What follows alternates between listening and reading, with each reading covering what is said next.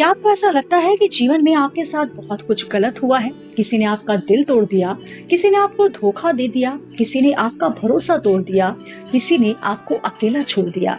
तो ये कहानी आपके लिए है, एक ऐसे बंदा की जिसका चुनाव था टूट जाना या फिर से प्यार ढूंढ लेना। ये कहानी है जापान के जू के एक नन्हे से बंदर पंच की। जन्म के बाद उसकी माँ ने उसकी देखभाल नहीं की, उसे अकेला छोड़ दिया। यहाँ तक कि जू के बंदरों ने भी उसे परेशान किया। उसे किसी ने सहारा नहीं दिया। जिस उम्र में एक बच्चा माँ की गोद में होना चाहिए, उस उम्र में पंच एकदम अकेला था। जू के लोगों ने उसे एक छोटा सा सॉफ्ट टॉय दिया कि शायद पंच इसे अपना समझ ले और शायद फिर से जीवन में मुस्कुराना सीख जाए। पंच ने उस खिलौने को अपने सीने से लगा लिया।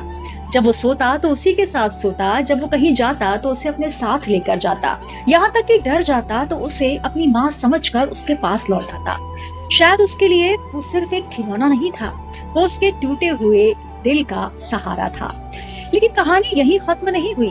धीरे धीरे पंच दूसरे बंदरों के साथ घुलने मिलने लगा, उसे कंपेनियनशिप भी मिल गई और यहाँ तक कि उसने छोटे बंदर जो जू में आते उसे अपनाना शुरू कर दिया।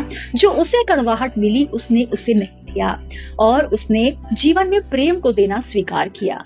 यहीं से इस छोटे से जीव की कहानी हम इंसानों के लिए एक बहुत बड़ा संदेश बन जाती है कि जिंदगी में तुम्हारे साथ क्या हुआ है, पास्ट में तुम्हें कौन से ट्रॉमास मिले हैं, किसने तुम्हारा दिल दुखाया, ये सब तुम्हारे हाथ में नहीं है। और यहीं से जीवन का ये सबसे बड़ा सबक शुरू होता है कि आप कड़वाहट चुनते हैं या हीलिंग, आप नफरत चुनते हैं या प्रेम, आप शिकायत चुनते हैं या कृतज्ञता, आप अकेलेपन में बंद भी हो सकते हैं या फिर से प्रेम करना सीख सकते हैं।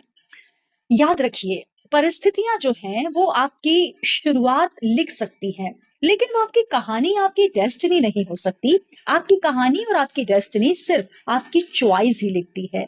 इसलिए अगर आज आपकी जिंदगी में कुछ ऐसा है जिसे कि आप बदल नहीं पा रहे लेकिन बदलना चाहते हैं, तो खुद से सिर्फ एक सवाल कीजिए।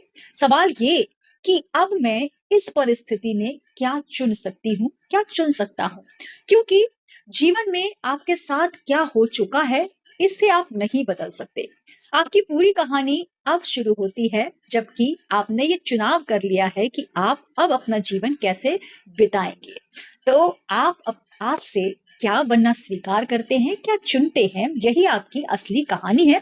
और शायद ईश्वर भी हमें यही संदेश देता है कि मैं तुम्हारी परिस्थितियां तो नहीं बदलूंगा, लेकिन मैं तुम्हें हर परिस्थिति से ऊपर उठने की शक्ति जरूर दूंगा। जय श्री कृष्ण।